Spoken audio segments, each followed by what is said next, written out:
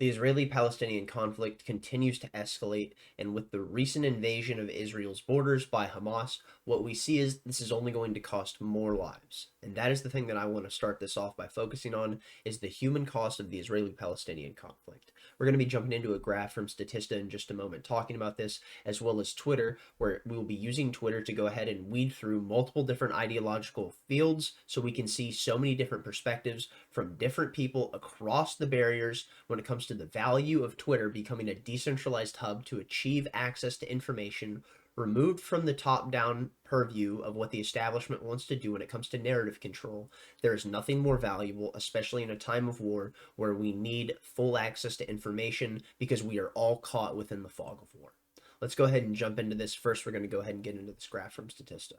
Now we have this graph from Statista. The human cost of the Israeli-Palestinian conflict, Israel and Palestinian deaths, injuries documented by the UN. Blue is death, red is injuries. Total deaths from 2008 to 2020, 5,590 for the Palestinians, 251 on Israel. And what we see is you can see the rampant escalation at which this has happened. There are multiple times with which this has gone completely awry. People have been consistently dying throughout this war. This is a war that is as old as basically 1000 AD. And the thing is, like Eudaimonia says, which we will be talking about in just a moment, this is nothing more than a holy war, and the secular West will fail to understand that. The thing we can see right here, we have the escalation in 2009, 2014, 2018, and now I fear we may have a degree of violence that we have not seen with this conflict in generations. Let's go ahead and jump into what we have for Twitter so we can get into this decentralized access to information so we can see all the multiple different perspectives that people have. We're going to be starting this off with Konstantin Kisin of the Trigonometry Podcast. Konstantin hosts a phenomenal show with Francis Foster. If you're not aware of it, go check it out. They're phenomenal. They're hilarious. They're both comedians. I really enjoy them both. Very stimulating conversation. Alrighty, I wanted to use this tweet as the jumping off point because it sets the precedent perfectly for why I love Twitter. Twitter is a decentralized hub so I can get all of my news from a multiplicitous form of sources, and with that, I will get it from different ideological camps. And because I'm getting my information from different ideological camps, I will see a wide array of approaches to how to solve different issues, which will allow me to come to the truth far easier, as it does for so many people on Twitter. The thing that we see is, with the establishment controlling the free flow of information, we don't have that. And now that we have something like Twitter that's able to bolster the free flow of info to counter the establishment rhetoric that is consistently pushed top down about the wars and all of the lies that they consistently talk about when it comes to the machinations of all of the affairs that happen with foreign policy, well, it turns out they have no way to consistently have a solid footing, and with it, we have the upper hand. Let's go ahead and jump in and see what Konstantin has to say. Yesterday demonstrated why turning X into Twitter has changed everything. If you don't believe me, look at how the media covered yesterday. The worldview shared by most elites no longer has a monopoly over what we see with our own eyes. That alone is worth $44 billion. And Elon Musk clearly made that calculus and he agreed. Someone responded saying, maybe I'm missing something, but what would have been the difference in the past 2 years? Twitter has often been referenced on news reports for years. Perhaps I'm not understanding your point. Konstantin replies saying the mainstream media and the elite is no longer the dominant force on Twitter. Their blue ticks don't give them any extra gravitas. This means that the way we receive and perceive information is much more meritocratic than before. The mainstream cannot dominate the narrative on here, and the result is that they also cannot dominate the narrative on their own platforms because it is so at odds with everything that we see here. I know it's a subtle change, but it changes everything. And as I said, it gives us the upper hand because we can so consistently counter the bullshit that they push. We're going to go ahead and jump into Mehdi Hasan. Mehdi Hasan is someone who I disagree with consistently, but his take on this is something that I will admit I actually agree with. He says, the conflict for me has always been about morality. Morally, you cannot justify the killing of Palestinian civilians, even if you say it's fighting terrorism, but morally, you can also not justify the killing of Israeli civilians, even if you say you're fighting occupation. I disagree with Mehdi on so many things. I would say, oh, well, broken clock's right twice a day, but this is the right perspective to have on war. I'm not going to sit here and say, oh, well, you're right maybe twice out of all the other times that you've had a perspective. No, this is the right moral conditioning on war. Civilians dying, innocent men, women, and children dying to the war machine so that nation states can push their standards ever further is not something that I support. Moving on, we're going to go ahead and get into Yaron Brook from the Ayn Rand Society. He says, Very likely that Iran is behind the terrorist atrocities today. They wanted to scuttle the Israel-Saudi Arabia peace deal. They saw Israel as weak and divided. Israel must deal with Iran. U.S. refuses to do this, both Republican and Democrats. They must cripple Iran's nuclear capacity at a minimum. So Yaron Brook, someone who is a supposed objectivist, is saying the objective standard of what we must do is crush Iran. It does not matter the fact that this will send us into another war, which will possibly gen us further into the prospects of possibly entering World War III. That does not matter. And here we see his response to so many libertarians who simply want to see that there is peace, so many people are not dying in the field. He says so many libertarians are showing themselves for what they really are, moral subjectivists. No, my moral standard is the fact that people should not be subjected to dying in war, and war is the health of the state. And if that is the case, that means taxation is a racket because it is funding that war. What he sees is haters of the good, anti-liberty, and anti-freedom, they are a disgrace. Yes, the people who want the people to not die under that of nation states and that of something that will be a religious conflict persecuted under the metrics of a holy war, those people are the ones who are anti-freedom and anti-liberty. He says, really happy and proud I've never been a libertarian and that I'm hated by these people. Well, it's really nice of you to come out as an authoritarian, as Formus Mommy says. And here we have Keith Knight from the Voluntarist. And Keith works for the Libertarian Institute. He is genuinely fantastic. I will have something linked below so you can go watch his analysis of Yaron Brook's approach to what he is saying about this whole debacle that is going on with Israel and Palestine. Keith says, nothing is more subjectivist and collectivist than Randians who justify state violence against civilians, calling it foreign policy collateral damage. And here's the deal. People like objectivists will sit there and tell you that murder is wrong and that you shouldn't kill people, but at the same time advocate for the fact that it's okay that there's collateral damage in foreign policy. But here's the deal. Politicians are murderers. We just call the murder that they commit foreign policy. On to another statement from Yaron Brook, and this is in response to Scott Horton. Scott said, RIP all the civilians on both sides in Israel and Palestine. Ceasefire, no more games. Negotiate a real one-state or two-state solution now. The status quo is a catastrophe. So, saying that the status quo that is pushed forth right now is a catastrophe because it's just causing the endless desecration of generations of both Israeli and Palestinian people, Yaron Brook's response to this is, more from the completely delusional libertarians. The people who want peace negotiated and don't want innocent civilians to die, yeah, that's delusional. If only Israel just sat down with the Palestinians and negotiated. After all, everyone really wants peace. This evasion of reality of good and evil and the ideology of motivation of history is immoral and accrues the benefit of evil. By the way, this is from their celebrated foreign policy expert, a complete ignoramus, as you can see below. So, because Scott doesn't want people to die during the process of war, which is nothing more than the machinations of super states and governments, it turns out the fact that that is apparently immoral. And well, he talks about the fact that more libertarians being completely delusional. What he's saying is the fact that they're celebrating nothing more than the foreign policy that would completely remove the ability for people to die. And you know what? Yeah, I will celebrate anything that leads to more people surviving the heinous actions that is the superstructures of states committing to warfare that will then kill the innocent people that have nothing to do with these conflicts. And on to the person who I would argue is the most grounded libertarian there is and who has the most honest and nuanced perspective about many of the things when it comes to what's going on with the conflict. We're going to go ahead and get into Ron Paul. And Liam McCullum tweets, when Israel invaded Gaza in January of 2009, Ron Paul said that there is no benefit for us to be involved in this fight. And as per usual, Ron Paul was right. Let's go ahead and jump into this and play it. We'll go ahead and get into the rest of this video afterwards. Today, Israel invaded Gaza. They had been warning about this all along. Everybody anticipated it, and it finally happened.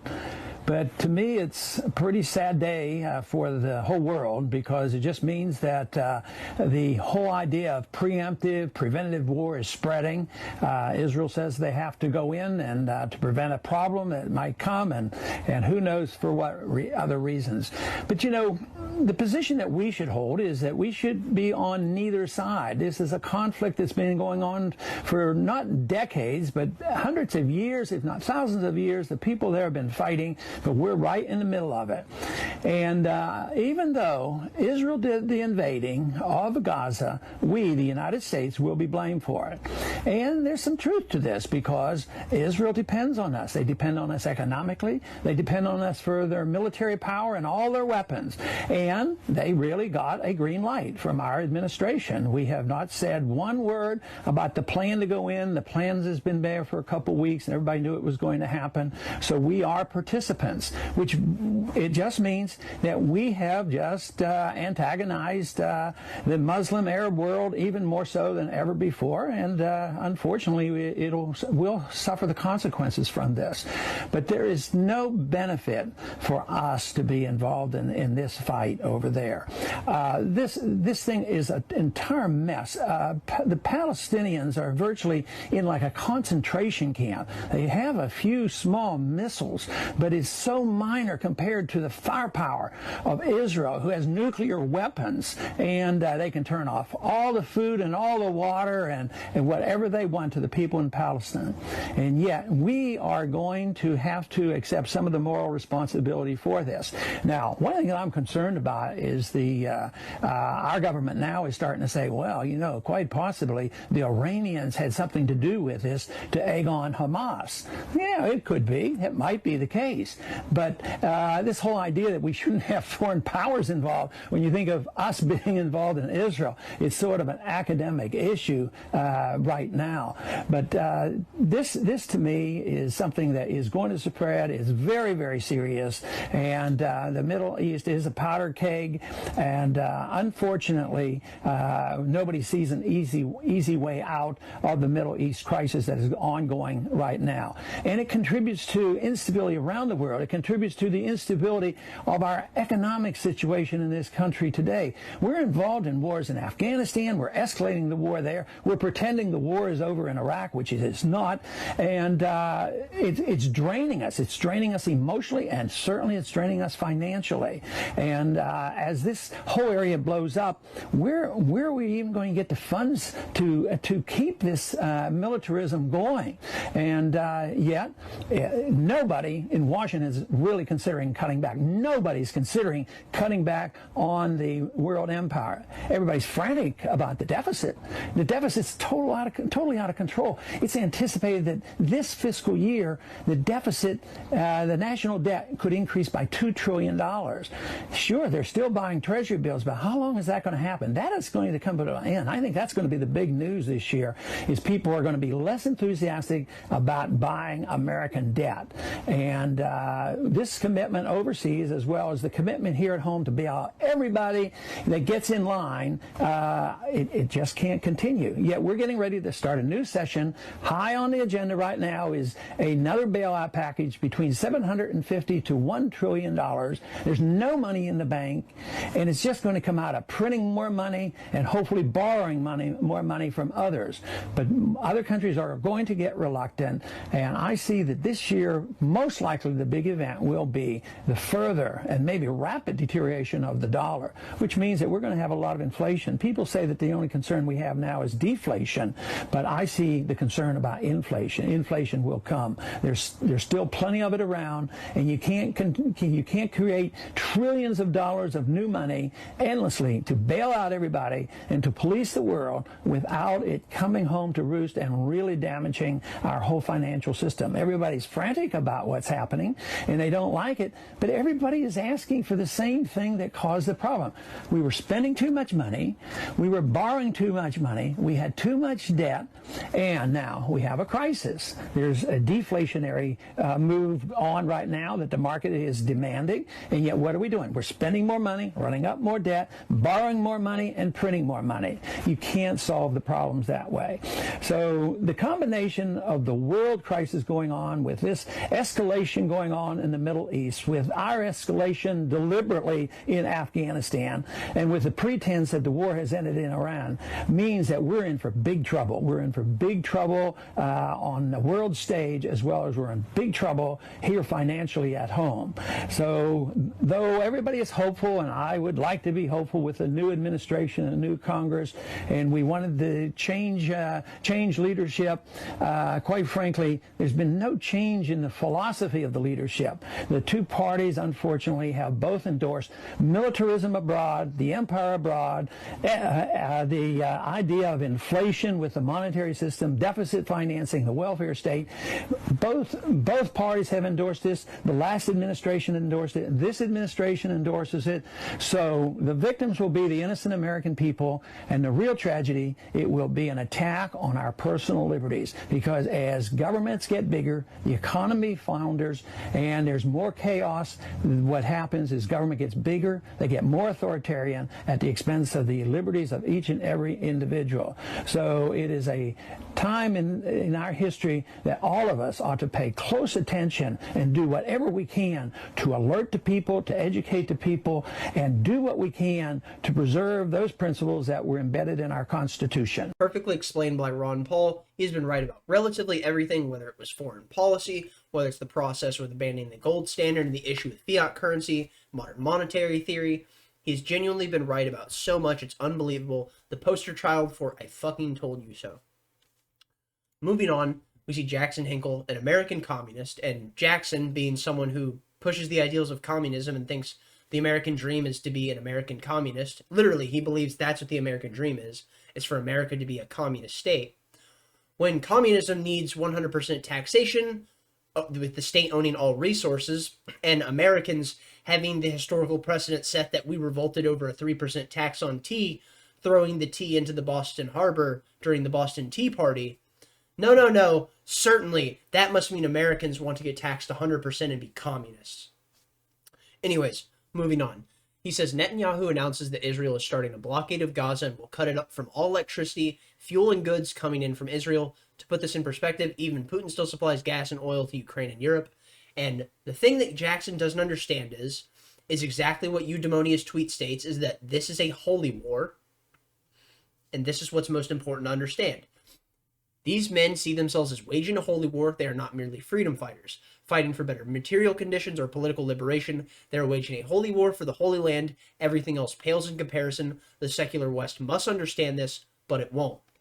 A perfect example of that would be Jackson Hinkle not understanding, and he says, to put this in perspective, Putin still gives gas and oil to Ukraine and Europe, and he's referencing the fact that all of the food, all of the electricity, all of the fuel has all been cut off because Israel is no longer allowing it to be supplied to Gaza. Well, here's the deal.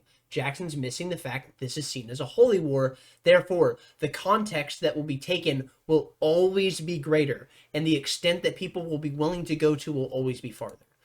On to Kim Iverson. This is in response to basically exactly what Jackson said.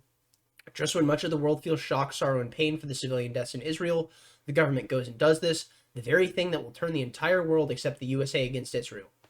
The Israeli defense minister said, I've ordered a complete siege on the Gaza Strip. There will be no electricity, no food, no fuel. Everything is closed. We're fighting human animals, and we will act accordingly. And here's the deal. Sanctions is a war crime, because what you're doing is you're effectively making sure that the people of the country, which are the civilians, do not have electricity, do not have food, do not have fuel, and they have no way out because everything is closed. And with that, what does that mean? That means you're willing to starve children, willing to make sure children have no access to resources, and no way to leave the war state. No way to leave the conflict zone. That is what happens. And this is why sanctions are such a major problem. And many of the times, we see that it only leads to further exacerbation, and people many of the times also call sanctions war crimes, specifically because of what I just explained. On to Liberty Lockdown from Clint Russell, he says, until proven otherwise, I'm going to assume that Israeli leadership allowed this attack to happen. That border wall was world-class. Until they answer for this, I will encourage people to withhold judgment of whatever level of retaliation is justified. Most won't, but they should. And he's absolutely right when he says, until they answer for this, I would encourage people to withhold judgment on what level of retaliation is justified. Most won't, but they should. Because we are caught in the fog of war, and we do not have proper information to understand the context of everything that is going on. We have the historical context to understand the nature of the conflict, but with it, we don't understand everything that's going on with the minutia of what's happening on the ground, which is why we need to be careful about the conclusions we jump to. Now, on to Senator Lindsey Graham. I would argue someone who deserves to be burning on the lowest levels of Dante's Inferno. If Hezbollah intervenes in the fight, we must respond against Iran. Neoconservatives gonna neoconservative. Warhawks consistently waiting to go to war with another country. And the fact is, people like Lindsey Graham, Hillary Clinton, Mitch McConnell, and many of the other people throughout the foreign policy establishment have been wanting to go to war with Iran for a long time and establish regime change in that country for quite some time. I believe if Hillary Clinton had gotten elected president, we may in fact already be at war with Iran, but that's just speculation. Moving on. This is something that will only further gin up the neoconservatives against Islamic extremism, considering that talking point had all but died, which it is now being revived, considering when it comes to United States politics, it appeared to be on life support, but once again it's being thrown back into the fray. Breaking from leading report, Hamas allegedly has terror cells in the United States after entering the country via the southern border, creating a fear of terrorist attacks in big cities over the next 14 months. Well then, isn't that just fascinating? It's almost like Joe Biden's blunderous handling of the border did not help this at all, and with it, it seems we are even further in the hole because now the border is wide open for people like Islamic extremists to flood into the country to possibly be able to threaten the people of America by detonating bombs and committing terrorist attacks. Alrighty, now we see onto this meme that I just find, quite fascinating, something to think on. Where'd Hamas get all those M4s? Where did they get all the M4s, motherfucker? As he chases someone wearing a CIA lapel pin. And here's the thing. They could have gotten this in many different ways. They could have gotten it from the Taliban. They could have gotten this through the black market. There are so many different possibilities of how they wound up with this, but it's a great question considering many of the time militant Islamic extremists usually have Kalashnikovs, being that of really old school Soviet era weaponry and completely bunk explosives. Alrighty. Now we see right here. This is something that I find fascinating. Greg, I do not know who Greg is, said, all of that is set and well prepared. Too many coincidences. NYPD counterterrorism unit faces 75% staff reduction, report says. Budget cuts due to New York City's migrant crisis could slash the NYPD's counterterrorism unit personnel. And that is something that will only make people speculate that, well, is all of this planned? Is this something that's only going to be further used to destabilize the world so we can further push us towards globalization and that of a one world system? And the thing is, well, the United States is definitely going to be part of that one world system. And we would have to be getting involved in another conflict abroad to do so. And it turns out we may actually have a reason that the people in the foreign policy establishment will do it. 9 American citizens have been killed in the Hamas attacks on Israel. Dozens are still missing, possibly killed or kidnapped by Hamas.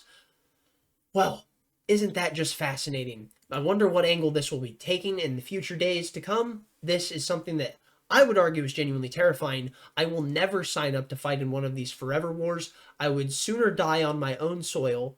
I will not be going any further into fighting who, but nonetheless, moving on, U.S. Air Force reportedly deploying an additional 20 to 25 fighter jets to the Middle East over the incoming days. The objective of this deployment is to prevent the war in Israel from spreading into the remainder of the Middle East, while also acting as a deterrent against any kind of aggression or interference from Iran. Well, here's the deal. The Middle East isn't really our sphere of influence. We don't really control it entirely, and we have a Monroe Doctrine for our sphere of influence, where if you incite and activate war or take any actions that are in support of war, we are allowed to declare a formal declaration of war against you. So I wonder how Iran feels. I'm sure countries like Iran would love to have something like a Monroe Doctrine, but they don't control the metrics of the world empire. Alrighty, now on to something that is incredibly fascinating, genuinely threatening, and a tip of the hat to Joe Biden's blunderous withdrawal from Afghanistan. From the AF Post, Taliban, now armed with leftover U.S. military gear, aims to invade Israel from the east. If other countries give us passage, we will conquer Jerusalem. Here's the deal.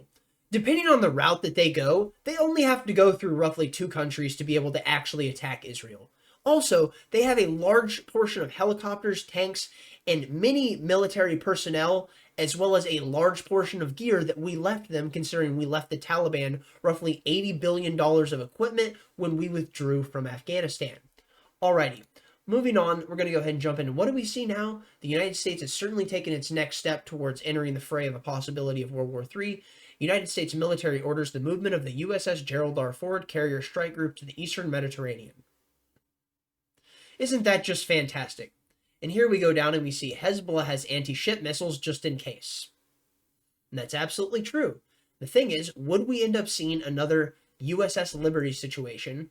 And if so, would it actually happen to be that they would do so this time in an attempt to blame it on Iran? If you're not familiar with what the USS Liberty is, the USS Liberty was a ship in the 60s that was shot down by Israel as well as being bombed, and then the planes flying above it jammed the communications so that the people could actually escape. And then with it, it caused the deaths of many Americans as well as the injury of many, causing the relations between Israel and the United States for the civilian populace that understood what happened to become quite thin. And with it, it has also made so many people that understand the nature of what Israel represents to the world empire to be something that is heavily stigmatized even further, considering they openly attacked a U.S. vessel knowing that it was U.S. All right, let's go ahead. We're going to jump in right now, and this is footage from someone who served in the IDF. This is a journalist, I believe, and she is talking and reading transcripts. Let's go ahead, get into this footage. The person who posted it is Majid Nawaz, and I cannot recommend Majid enough. He's fantastic on Joe Rogan. He was fantastic on Timcast. I really, really love his approach to de-radicalizing radicalism through the approach of understanding it through like abject realism. It's a really, really smart way to do it. Okay, let's go ahead and get into this footage. October 7th, 2023. This is Efrat Fenigzon, and I'm here to share an update from Israel-Hamas War, which started this morning. I'm going to share some key details and concerns, mostly based on Israeli citizens' voices from the ground and based on official statements.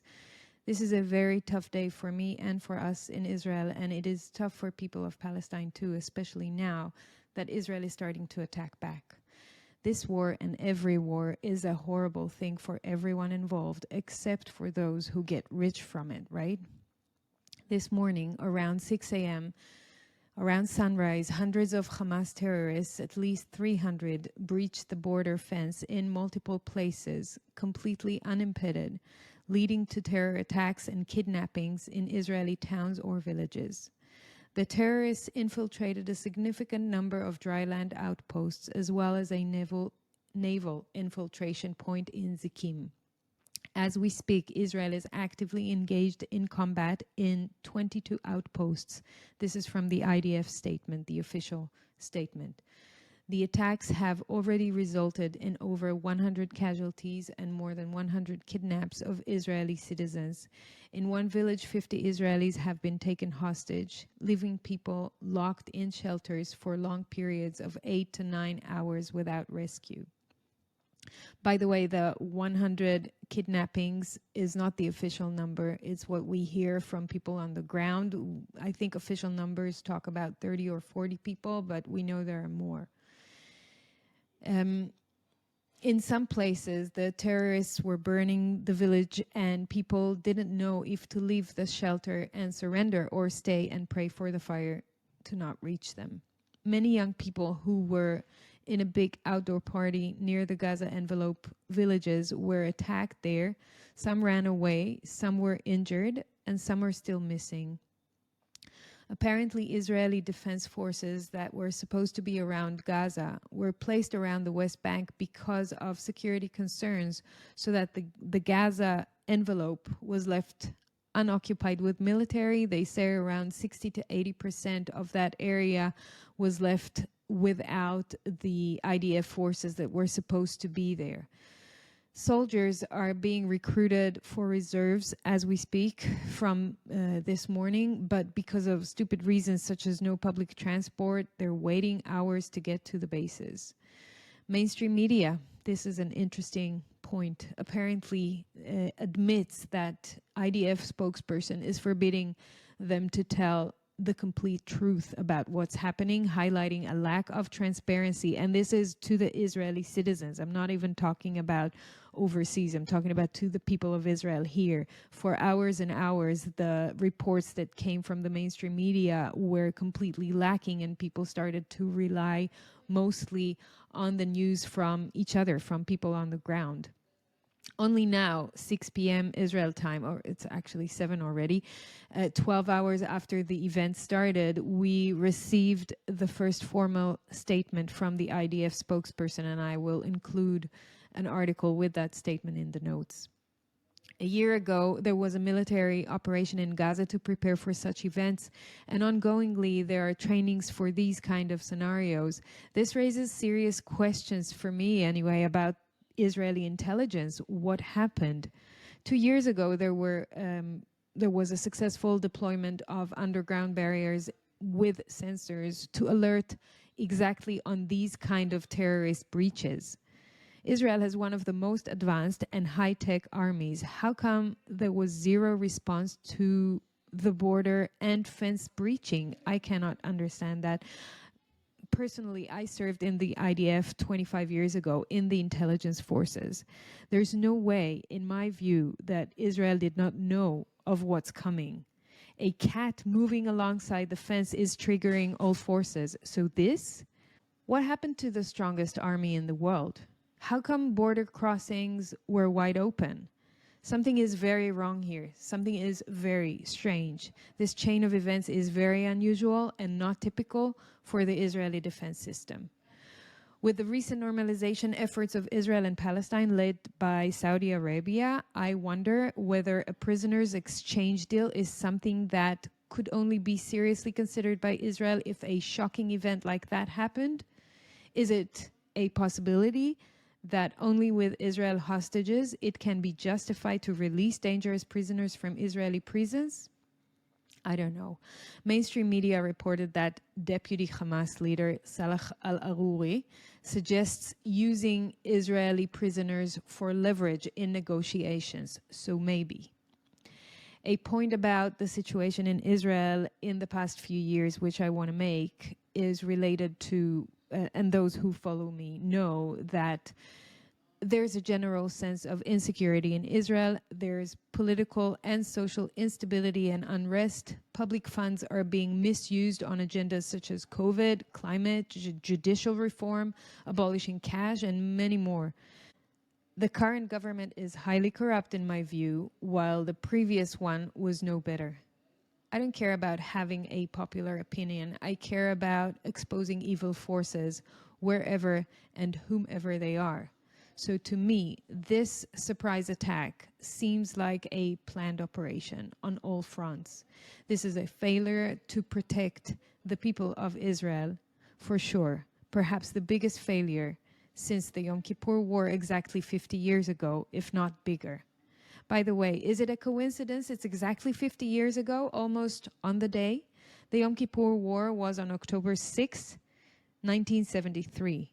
If I was a conspiracy theorist, I would say that this feels like the work of the deep state. It feels like the people of Israel and the people of Palestine have been sold once again to the higher powers that be. At the same time, this is still very, very difficult to fathom. Have a good evening. I wanted to leave that in here because I felt it was important to have the context of an Israeli journalist talking to people from the IDF who know the machinations of the internal workings of what's going on with Israeli security systems, the process of the border wall defense, how strong their military is, their response times, all of it, understanding the nature of how capable their sensors are and how fast all of their ability to respond to crises is. Well, it turns out they're questioning the fact of what's going on, and there are some people wondering if this has to do with the machinations of the deep state and the military-industrial complex.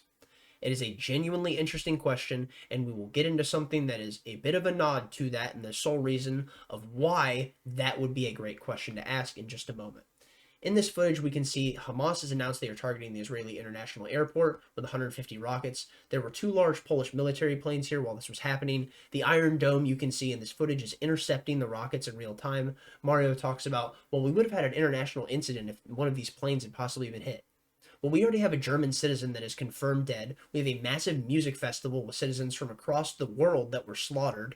And also, on top of that, we have 9 Americans confirmed dead. This has already escalated to an international incident, on top of Iran making commentary and many other countries throughout the Middle East, as well as the Taliban, who now run Afghanistan, saying that they will gladly march on Jerusalem to take Israel for that of the Muslim world, because they see this as a holy war, much like Eudaimonia already said.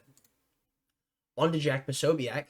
The IDF announces 100,000 troops mobilized for upcoming ground operations to demilitarize Hamas and remove them from power in Gaza. And with this, I fear the escalation and the bloodshed will only ramp up to a degree that we have not seen in this war in many, many years. And I think that that graph that we saw, when we come back and we look at the death tolls, and we come back to this in 2025, we're going to see that the number of people that died in 2023 and 2024 in the conflict between Israel and Palestine dwarfs that of what we suffered in the past. And I really hope that's not the case, but I fear that it may be the case that it goes with the nature of escalation that we're seeing.